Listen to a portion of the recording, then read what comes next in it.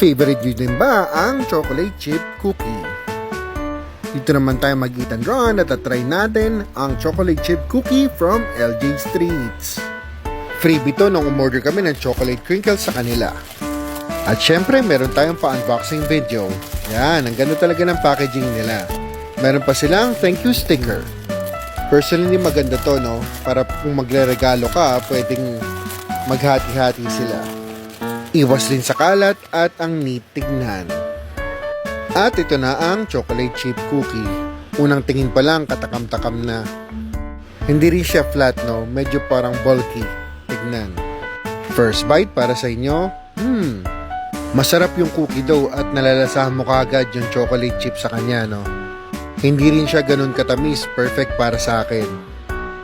Yung texture niya, hindi kaagad nagka-crumble. So buong buo ang chocolate chip cookie pag kinagat mo. Yan, no? Napakaganda ng kombinasyon ng cookie dough pati yung chocolate. Panalo to para sa akin. Kung titignan sa gitna, napakaraming chocolate chip na nilagay dito. Yan, no? Pero hindi overpowering yung lasa ng chocolate. Ma-enjoy mo pa rin siya. Masarap siguro to kung samahan ng kape. Ang last bite ay para sa inyo. Chocolate chip cookie ng LJ Streets. 9.5 out of 10. See you on our next Eat and Run. Bye-bye.